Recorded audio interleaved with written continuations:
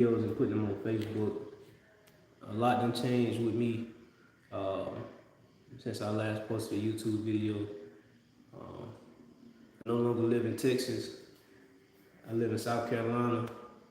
I sold my 18-wheeler. I got a company job. Um, yeah, a lot done transpired, but it's all for the better. But this video is about God's vision versus your vision.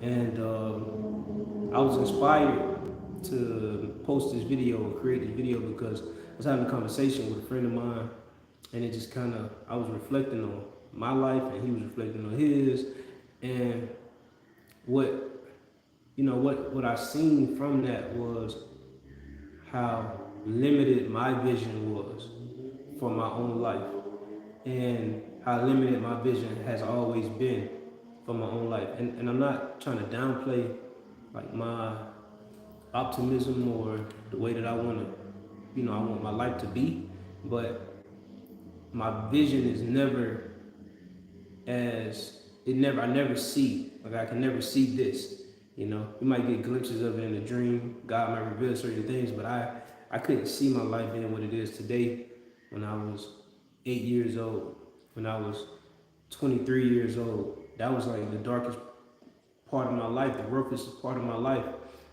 from there up until like, I guess a couple years ago. So 29, so I went through a period of just roughness for like 5 years. And so I'm at a point now where life is very, you gotta have faith, I'm gonna say that. I done went through some darkness. I done been through some things, but yet I'm still here. And I don't want to get sidetracked because I'm trying to get to a point. So in all of that struggle and strife that I was experiencing, my vision could only see as far as my past experiences. And I would take the images of the things that I experienced and I would try to create a reality that I wanted for myself, but it has never been as beautiful as the actual reality when I got to a certain point. So when I was in the point of darkness, you're going to yearn to be in a space of light and peace. And so being in a space of light and peace, it's so peaceful. Sometimes I'll be trying to check myself to see, like, hey man, you be kind of like having PTSD because you're unsure about if you even supposed to be having this experience. Like, dang, is it supposed to be this good? But it is. Everything is beautiful, but it was God's plan. All of those rough experiences and those whatever moments I was having in life, challenging times, that was a part of God's plan in order for me to be ready to be where He wanted me to be at. And so now today, I am here, and I don't know what 5 years look like. I don't know what 15, 20, 30 years. I don't even know if I'm gonna be alive. But I don't worry about nothing because His vision, like I'm living within His vision. I'm no longer resisting. I'm not resisting because I see, and so it's like water. If you pour water into a glass and the glass reaches its capacity, the water is going to overflow. And so the energy, right? I think God is in everybody's life, like water. And it's like you have to make room.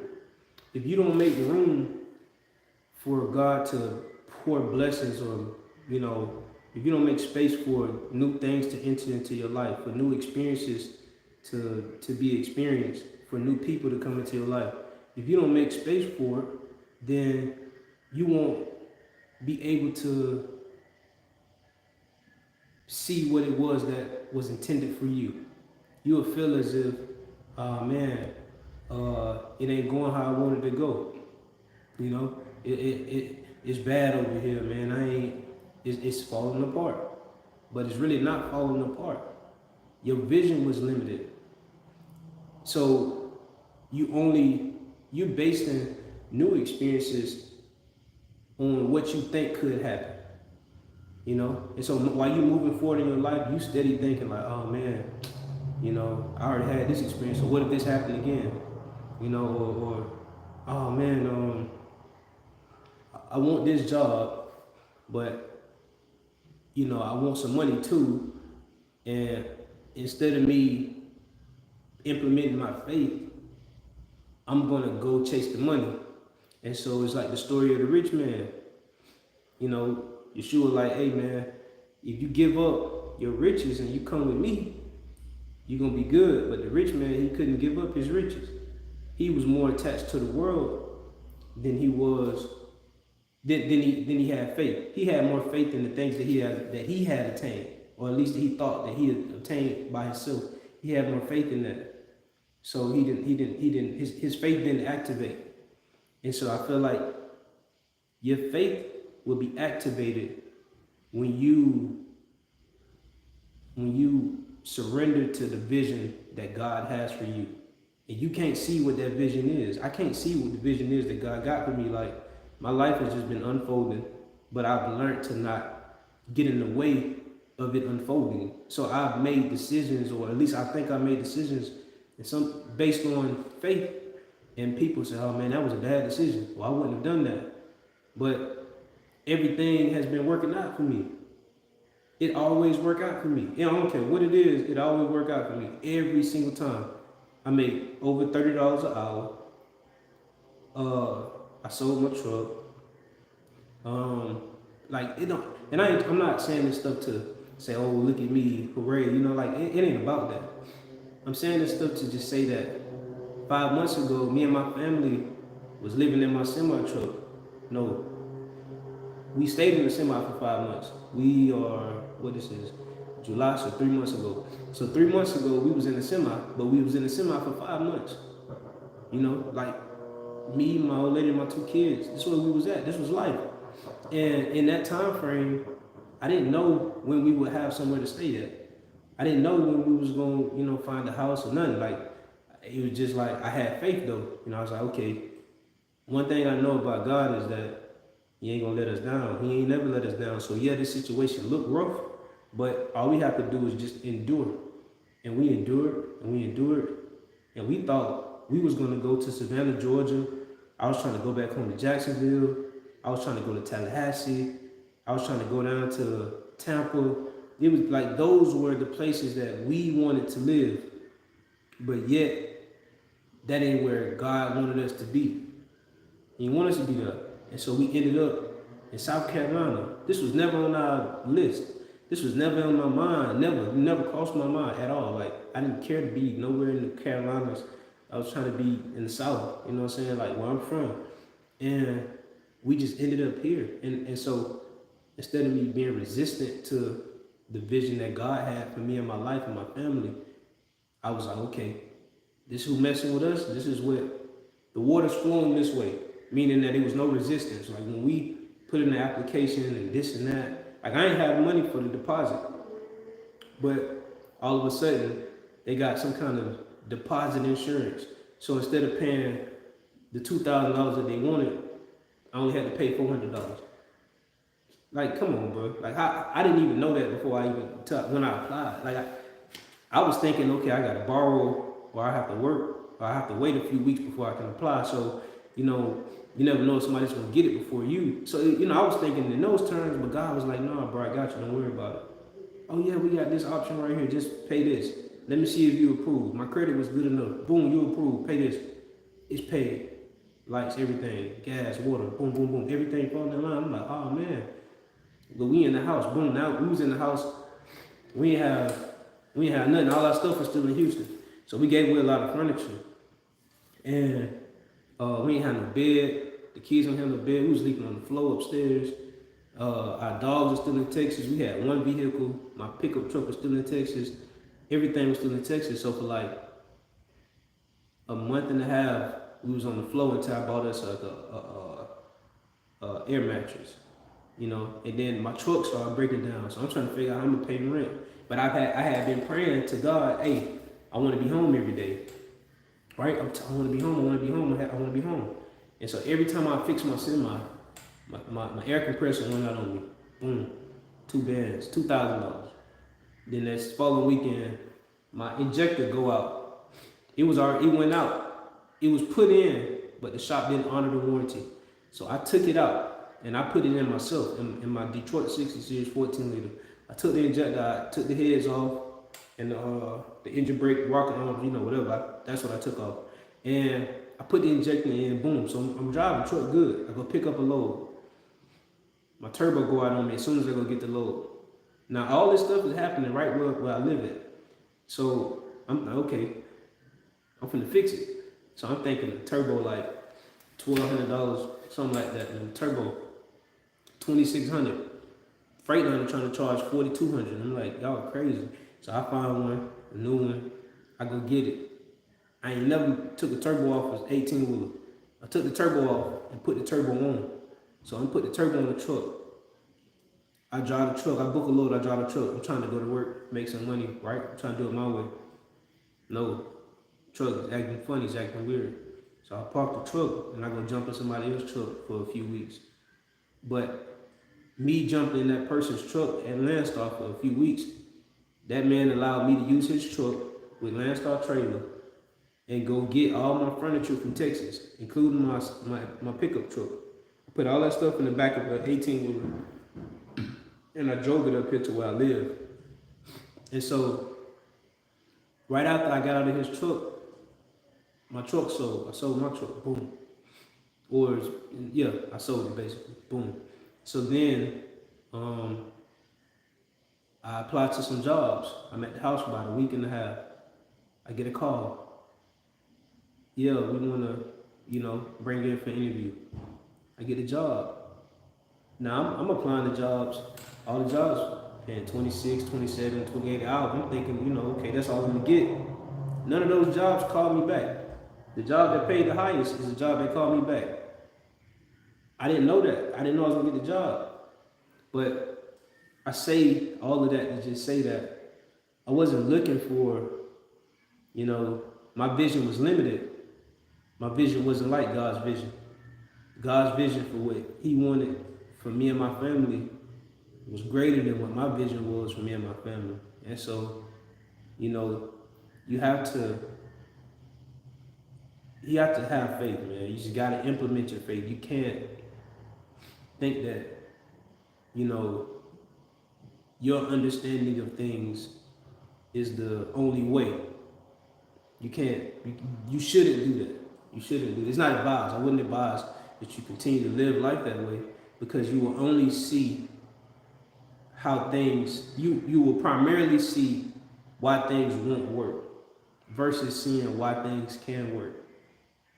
Based on past experience, I can't forget this, well, it's a lot of things you can't forget.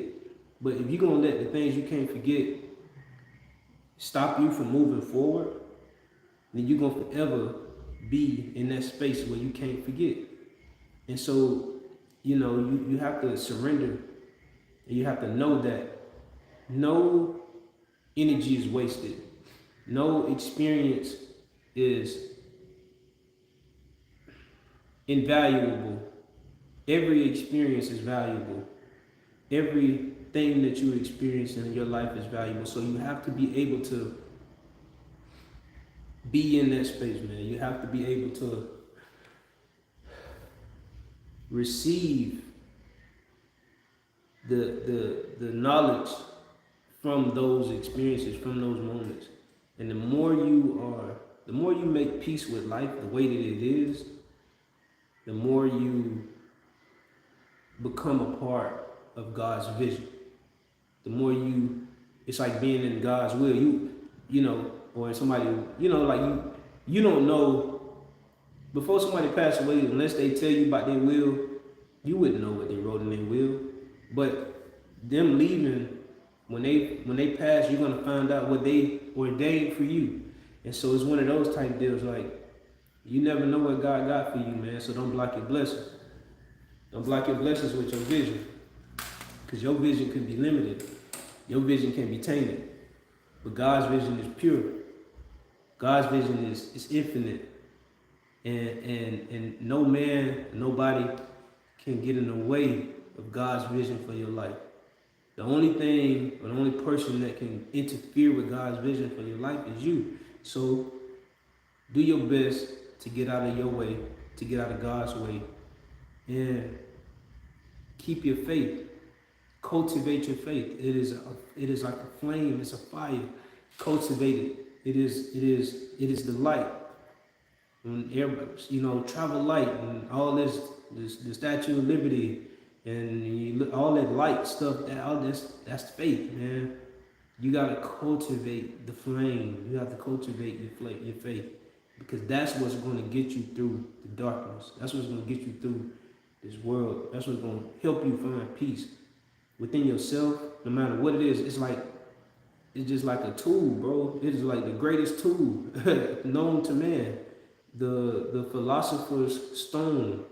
Faith is that, but you have to grow it, and the more that you surrender to the way that things are, the more you, without expectation, the more you cultivate your faith, you exercise it, it gets stronger and stronger and stronger, because you can't see it.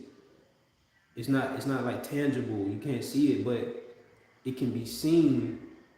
I guess people can see it on you, and it can be seen in your life. If somebody know you, and they know how you say about your faith, and they know your life, and they've seen you at different points in times of your life, then they can witness. This is what faith has done for this person. I've seen this person. Like I stayed in faith. So if you know me, then you've been knowing me. You've seen my growth. You know what I'm saying? Ain't it? I got a lot of growing to do, but you've seen my current growth. And so, I ain't trying to do nothing. I'm just trying to inspire people, man. And shed some light on some stuff that I believe is extremely important. And God's vision versus your vision. You know what I'm saying? Like, let God do what God do. So that's what I got. I'm gonna go ahead and tap out, because I feel like I'm getting a little long-winded and everybody can't keep up. No pun intended. But yeah, man, y'all take it easy and be blessed out there.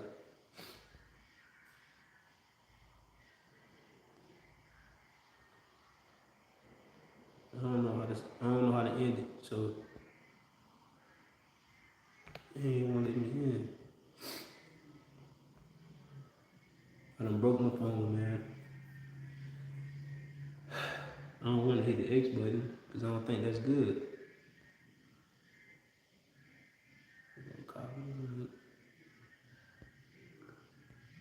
Create post. I'm still alive.